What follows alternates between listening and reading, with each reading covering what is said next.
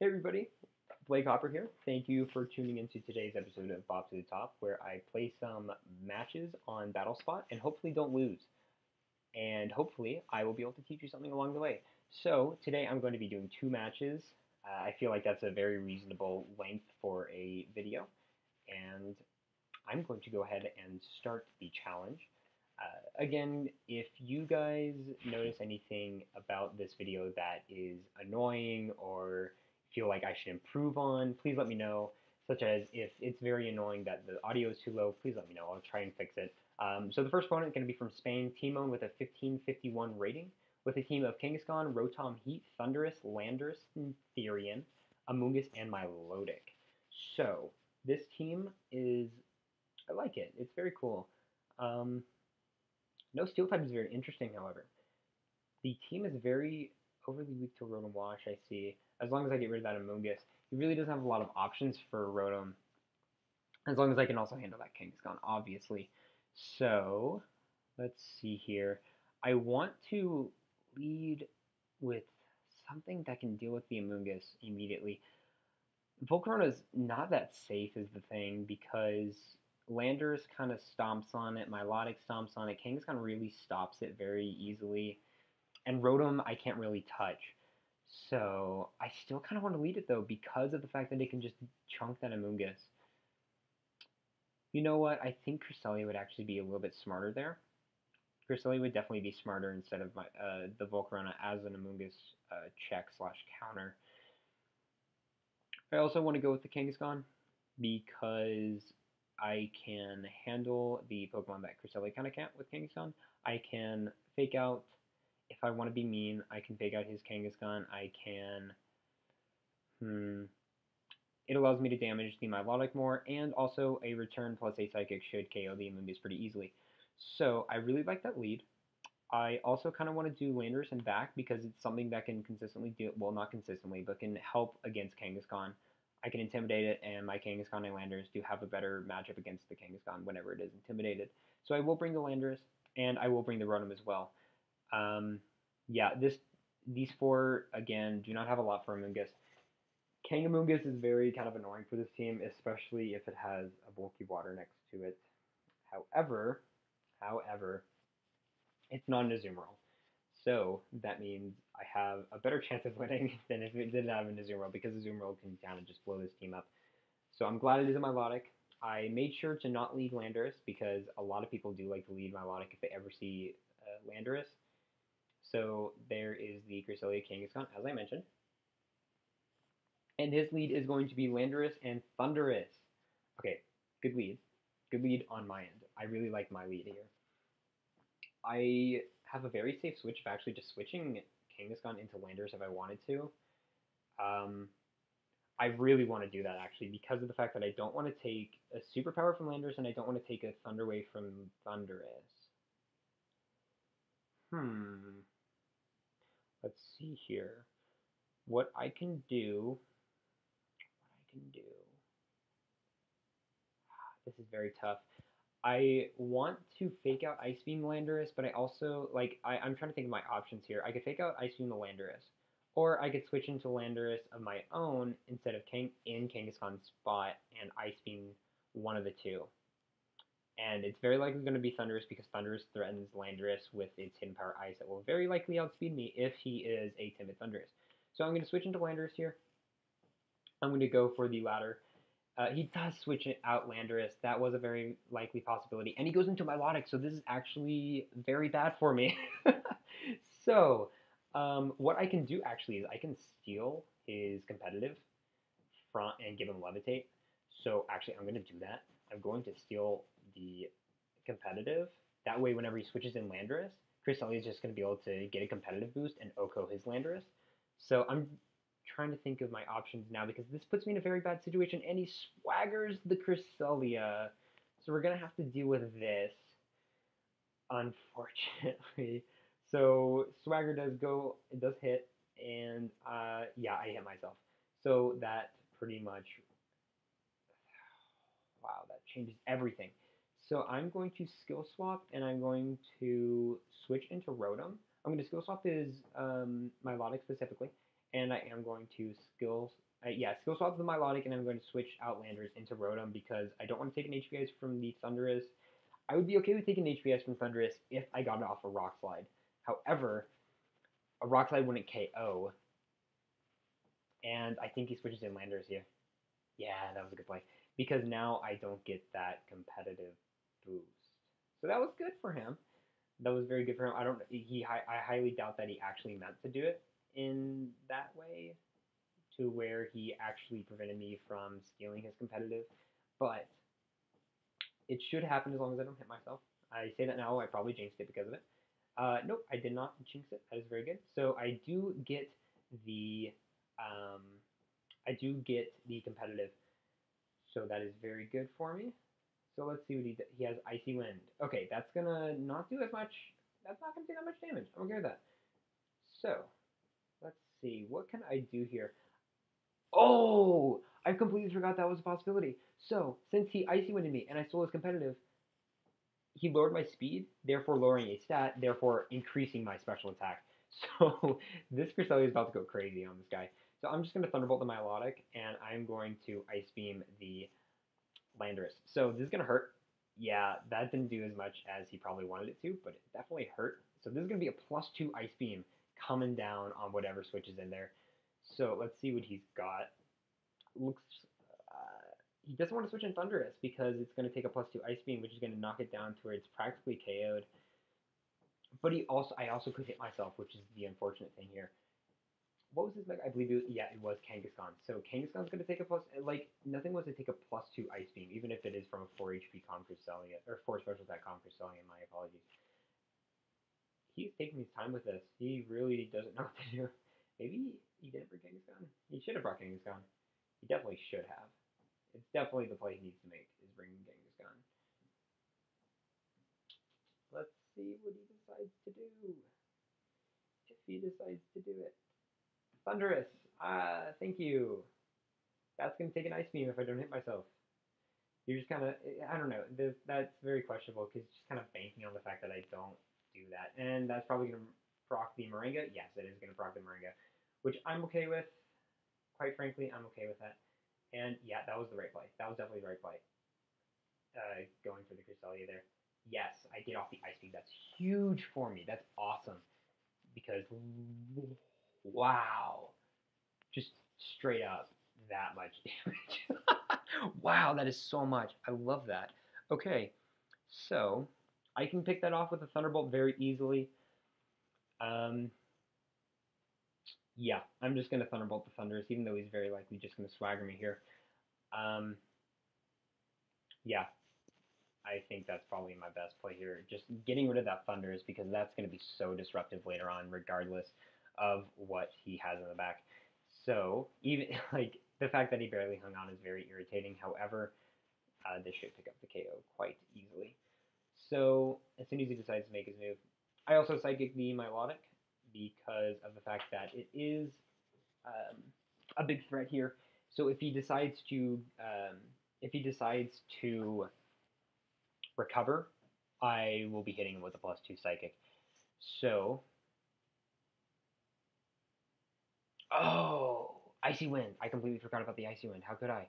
So, because of the Icy Wind, I do not outspeed with my... okay, this is really good for me. It is a Life Orb Thunder, so he did knock itself out. So I'm going to get a Thunderbolt off on the Milotic. It's probably going to barely miss a KO. Oh, no, it got the KO. That's huge. That is great. So now we are in a 3 versus 2 situation. I am going to actually send out Landorus because I do not fear what he has left. Yeah, Kangaskhan, Landorus, he has 2 physical attackers. I feel like I made the definite right play by going into Landorus instead of Kangaskhan here. I avoid his Intimidate, and I get off my own on both, and I can potentially cycle this coming up. So his Intimidate's gonna go first, yes. Had to wait for mine just to be sure I didn't accidentally miss it. So his Intimidate is gonna go first, confirming that he is either Max V Jolly or Choice Scarfed. The fact that he has U-turn pretty much confirms that he is Choice Scarfed, because not a lot of Assault Vests have U-turn anymore. They did around Worlds, however, they don't really use it anymore. I'm gonna switch Outlanders. See, like, Landorus isn't going to be doing much because it's intimidated. However, if I do knock off... No. Yeah, I'm going to go into Kangaskhan. I'm going to Thunderbolt the Kangaskhan. I'm going to switch Landorus out into Kangaskhan, and I'm going to Thunderbolt the opposing Kangaskhan. So, that is going to prime for a Superpower or Return KO. Hell, that might even prime for a Fake Out Sucker Punch KO. So, Kangaskhan is going to Mega Evolve, as it should, as one Kangaskhan does. Actually, I keep forgetting about this Icy Wind. So I am at -1 speed, so he's actually, yeah. I'm actually probably just going to outspeed his Kangaskhan with Rotom still, because I do hit 144 without the Choice Scarf. Yeah, there you go. That's a lot of damage. And he does go for the Power Punch onto, yep, that was a very good play by my opponent there. So he is going to go for the Power Punch onto my Lander slot, which is now a Kangaskhan. But I am actually pretty free to just Mega Evolve, Fake Out his Kangaskhan, and go into my Landers here. Yeah, this is a pretty free play here. So, yeah, I don't want to Thunderbolt because I don't want to risk the Rock Slide missing, and I don't want to take an unnecessary amount of damage with my Kangaskhan. So, I'm going to go into my own Kangaskhan, putting the opposing Kangaskhan at neutral with Stat Boost, and the opposing Landorus at -2. I'm going to try and avoid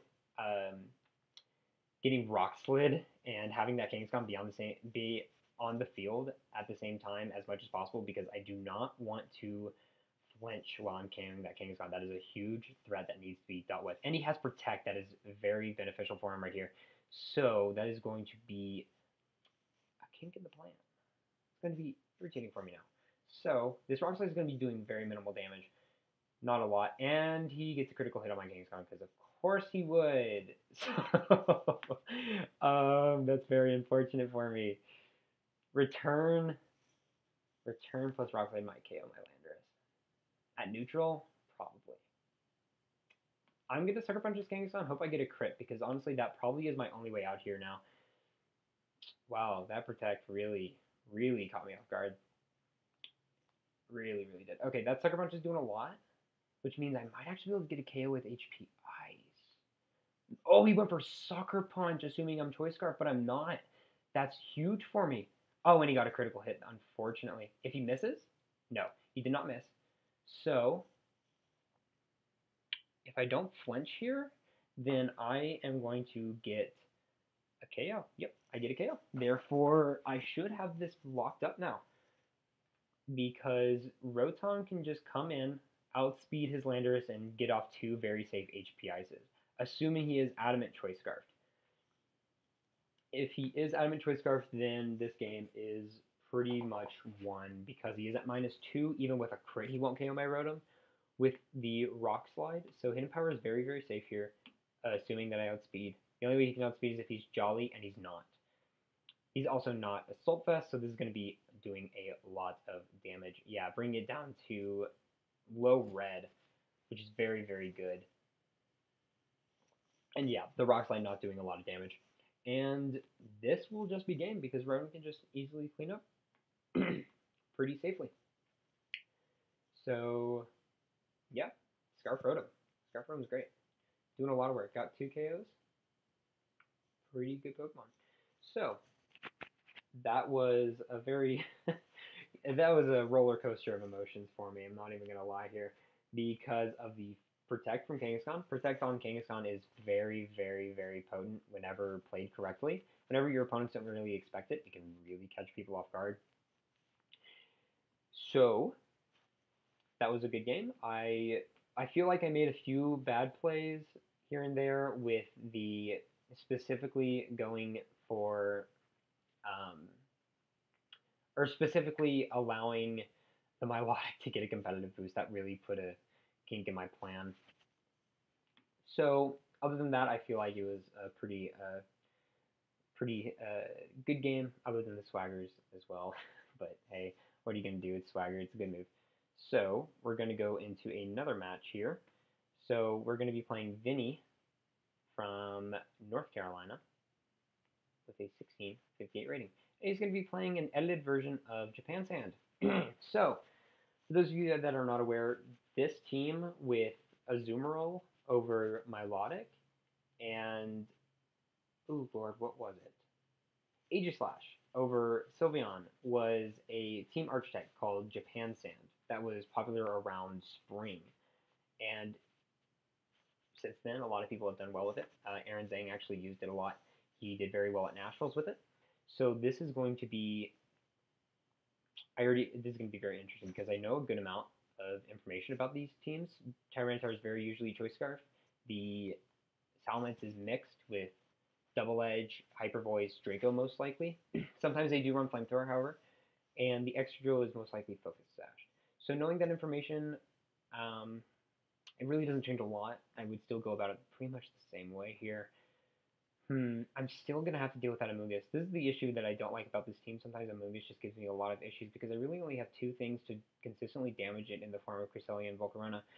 So, I kind of want to just go with Cresselia Rotom because I can get a clean KO on Salamence early on, and if he does so happen to lead Sylveon, I can skill swap away his Pixelate and pretty much render it useless to an extent. It's still going to be doing a lot of damage, but it's still not going to be that much of an issue. So I can safely... Ooh, I did not mean to go into the summary. My apologies. I am going to go with Kangaskhan in the back because it does do a lot of damage to... It will serve as a checkmate Pokemon against Sylveon and the Milotic, and the Fake Out is very good against these very fast Pokemon. I need to pick this last one really quickly. I want to go with Aegislash because it is a good pivot against the Salamence and the Sylveon. And if he does so happen to lock in to Rock Slide with his Choice Scarf, likely Choice Scarf Tyranitar, I can go for the Wide Guard with my own Aegislash. So hopefully we can use this information to our advantage. He does lead with the Salamence Amoonguss, so I'm very, very glad that I led this lead of Cresselia and Rotom. I have a very good matchup against the Salamence, so I can kind of, to an extent, leave it alone while I kind of prioritize that Amoonguss.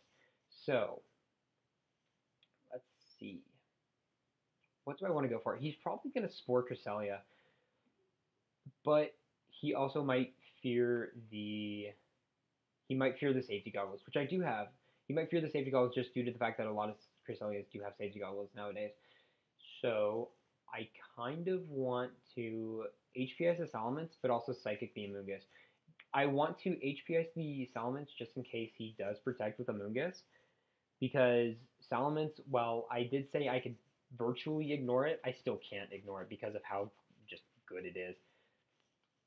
And it can still do a lot of damage. He does go into the Tyranitar, which is a good play. Gonna absorb that Psychic very, very well. I am going to reveal the Choice Scarf with my Rotom here.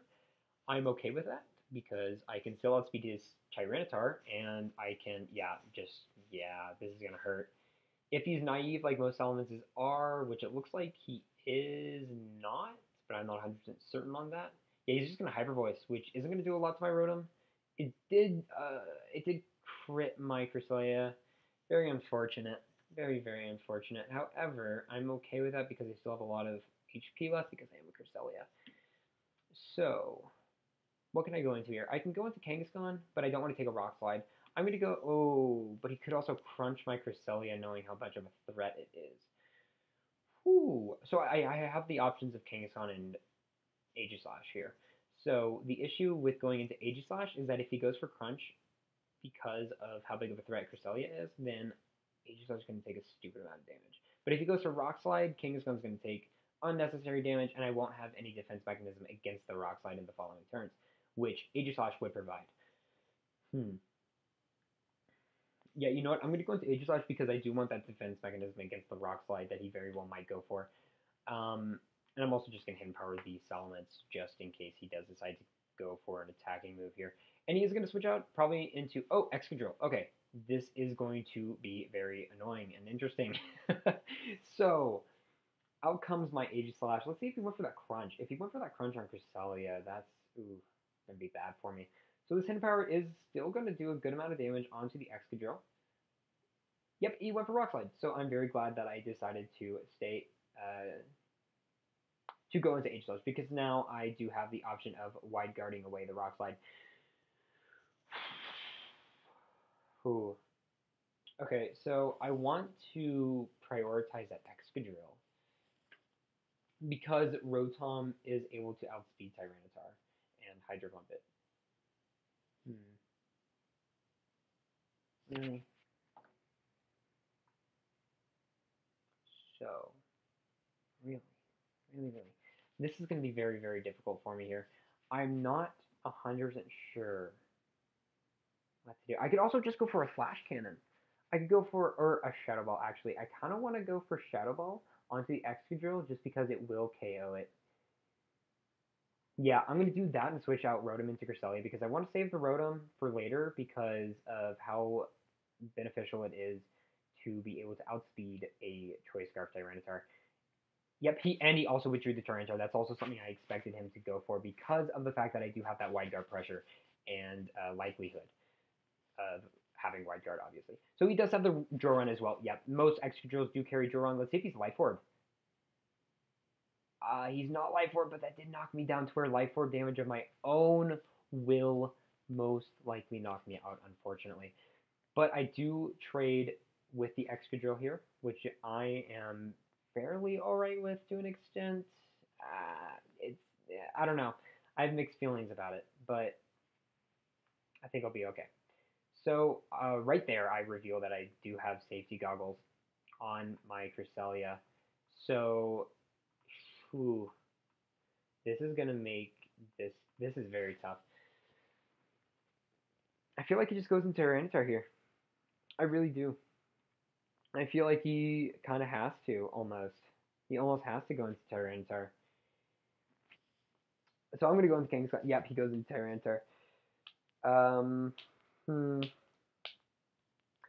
So I could return Psychic that Amoonguss, and what that would do is KO it.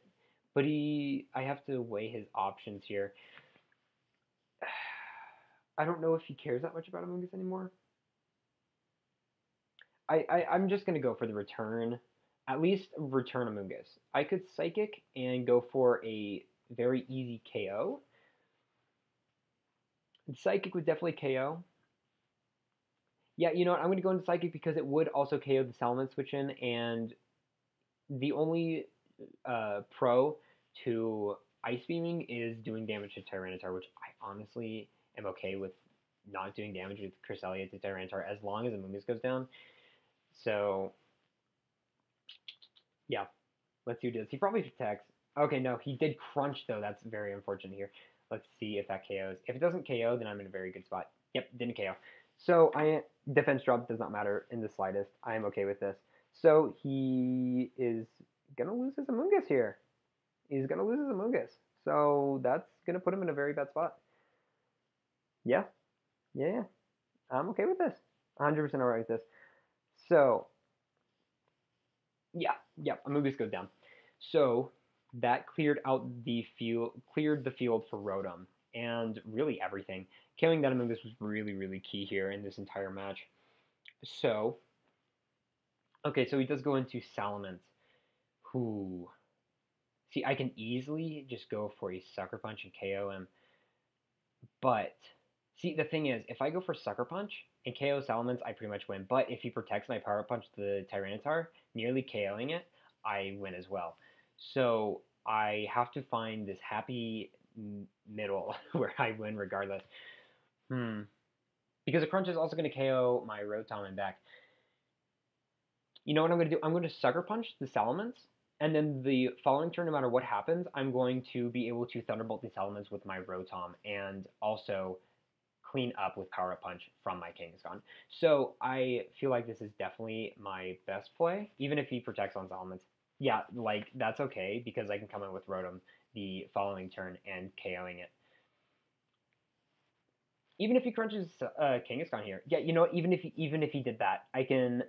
Yeah, as long as he didn't KO me. So now my win condition becomes KO the Salamence and then come in with Rotom and helping. Oh, I don't even need a helping hand now. I was gonna say helping hand Hydro Pump would KO the Tyranitar very easily in Sand, but now I don't even need to. I just have to hit it in general. So I'm gonna Sucker Punch, Ice Beam the Salamence just in case he decides to go for the Double Protect, which he should. Yep, and he fails. So that's very good here. So I am going to get a KO off on Salamence as long as he doesn't KO Crest, which he does not. So I am going to be able to KO the Salamence with Cresselia's Ice Beam. And now this pretty much just comes down to, can I hit a Hydro Pump with Rotom?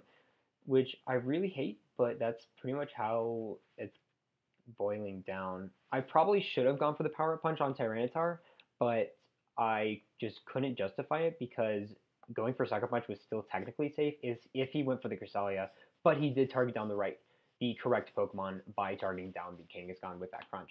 So hopefully Hydro Pump hits. Please throw. Okay, good. I do hit the Hydro Pump, so that should clean it. Yeah, that does KO the Tyranitar, thankfully. So that is going to be game. That was a very good game. I very much enjoyed that. So right there, the very key moments were KOing Excadrill and Amoonguss because it eliminated one. The Excadrill was a very big offensive threat in the fact that it had a very fast Rock Slide and was just generally very fast and powerful. And the fact that I KO'd Amoonguss prevented him from being able to redirect power-up punches, redirect Hydro Pumps, and opened up the field for Rotom later on in the match. As you saw, I was able to get off a KO onto the Tyranitar because the Amoonguss was off the field and out of the equation. So I feel like that was a good game and showed kind of a good idea of sticking to a plan of KOing a specific Pokemon and following through with it, and then just kind of setting up your end game and being able to properly follow through with that plan. Um, Sometimes that can be very, very pivotal in specific matchups, especially Japan Sand, where they have very specific Pokemon that do very specific things. Um, and if you kind of KO one Pokemon, it becomes much weaker. So I was very glad that I could kind of showcase that. So thank you all very much for watching. If you like the video, please give me a thumbs up and subscribe to the channel. It helps the channel grow and lets me know that you like what I'm putting out. So if, again, if there's anything that you noticed throughout this video that is that you feel like you should let me know about, please do. Negative, positive, if you like it, tell me. If you hate it, tell me why. The why is very important. I need to know what I'm doing right, what I'm doing wrong, so I can make the best possible videos that I can in the future. So everybody, again, once again, thank you very much for watching, and I will see you next time. Oh.